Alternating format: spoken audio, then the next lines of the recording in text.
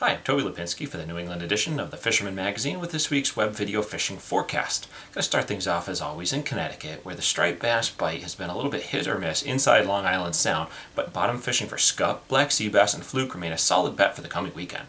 Best results on black sea bass have been out in slightly deeper water, say 60 plus feet or so, and some of the fish landed out there have been real bruisers. Fisherman subscriber Allison Varian submitted a Dreamboat entry 5.6 pound sea bass that she caught this week to go along with another knucklehead of 5.26 pounds on the same outing.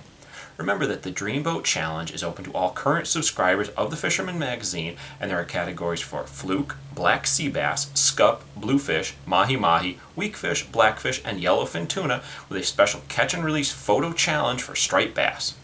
For complete rules and regulations on this year's Dreamboat Challenge, visit thefisherman.com or click on the YouTube card at the upper right-hand corner of the video right now.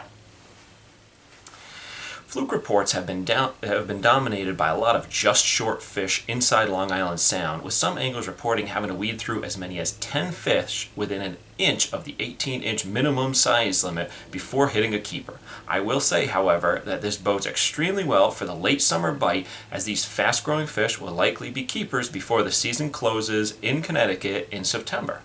One fish that easily exceeded the minimum size limit this week was the 11-pound, 6-ounce doormat landed by Dave Beaudoin. Hopefully Dave entered this fish in the Dreamboat Challenge, as it would put him firmly in second place in the current standings. Over in Rhode Island, the biggest news right now is the ever-increasing inshore scup bite that finally got going last week. All of our reporting stations along South County began their surf reports this past weekend with praise of the return of the almighty scup, and word was of some rather large specimens landed out at Watch Hill from shore.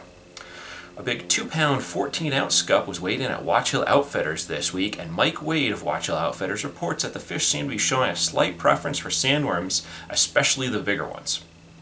Fluke fishing continues to light along the Rhode coast as well, with some solid action off of Newport, South County, as well as out on Block Island, as well as even some fish up in Narragansett Bay.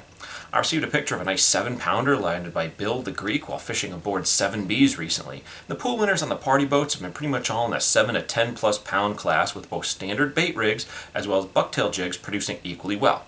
It always pays to carry both types of rigs when you head out for a day of fluking, as a preference often changes with the tide.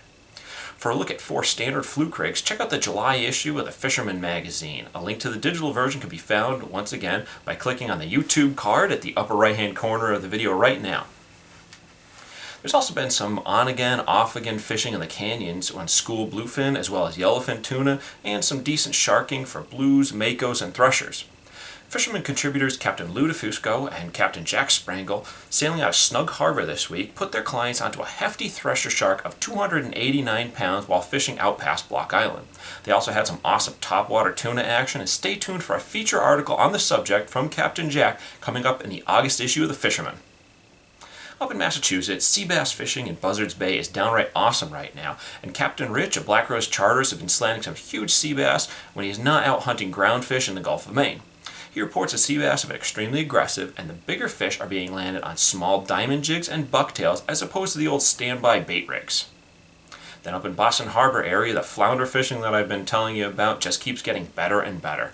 Many fish in the upper 3-pound class are being caught, as well as some solid 4-plus pounders like the 4-pound, 1-ounce flatty landed by angler Jack aboard Little Sister Charters. All indications are that this fishery should extend well into the summer, much like it did last year when some of the largest fish of the season were caught well into late July. So there you have it. That's this weekend's video fishing forecast. I'm Toby for the New England edition of the Fisherman magazine, wishing you tight lines on the water. To receive the latest fishing reports, subscribe to the Fisherman's YouTube page. Click subscribe, then click the settings button and check Send Me Updates. You'll now receive notifications of the latest Fisherman YouTube videos and reports. If you're already a subscriber, make sure you've checked Send Me Updates in the settings so you receive the latest notifications.